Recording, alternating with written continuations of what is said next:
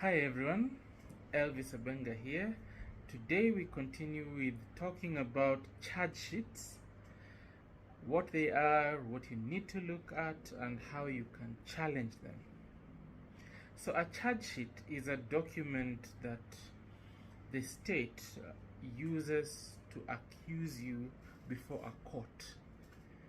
At the lower courts, magistrates courts, they're called charge sheets. At the high court, they're called informations. So one thing that a charge sheet needs to have for it to be valid is that it must be particular. It must identify who is being charged.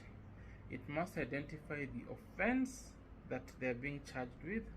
It must identify where the offense happened, what time it happened.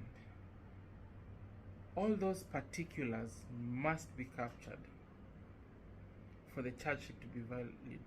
So when we're talking about location, it must be very specific. For instance, we cannot say that so and so has been charged with stealing on this day at this time. They were found in Kayole.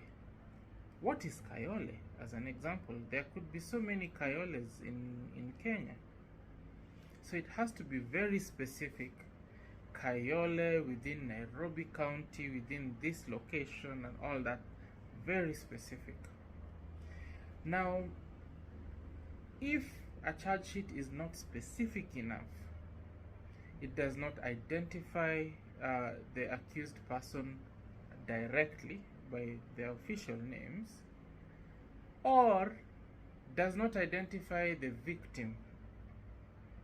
Sometimes you have charge sheets, like especially where a victim or an alleged victim is a child, and then they put charge sheets using initials. That makes the charge sheet defective.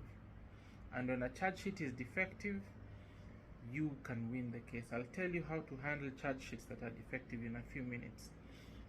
So it has to be specific. Identify you or the accused person by their full names as per the identity ID cards. Identify the victim, if there is a victim involved, by their full names, not initials, not pseudonyms, not aliases, all that. Speak about the date when it happened, the time when it happened, the place when it happened, where it happened, in specific details, and the offense that happened. Yeah. If it doesn't have any of these or lacks one of these elements, the charge sheet becomes defective. So what do you do when you discover that you're now dealing with a defective charge sheet? Do you raise it in court? Nope. You wait. You keep quiet. You wait until the prosecution has called all their witnesses and they have said that we are now closing the case. At the point where the prosecution has closed their case, at that point then you inform the court that you are dealing with a defective charge sheet. By the way, a charge sheet should not charge you with one or with more than one offense in every count. You'll notice charge sheets usually have counts, especially where there are several offenses. But sometimes you have police who draft these charge sheets and take it to DPP, and they're in a hurry and they combine offenses into one count. You find someone being charged with murder and manslaughter in the same count. That makes that charge sheet defective, or that specific charge very defective, because of what we call duplicity of charge sheet. So you've discovered that the charge sheet is defective, or maybe even the charge sheet is charging you with committing an offense on one day, and the witnesses are talking about the offense being committed in a different day. Those are things that you keep quiet about until after the prosecution has closed their case. The important reason why you should do this is because once the prosecution has closed their case, they cannot correct the charge sheet. They can't.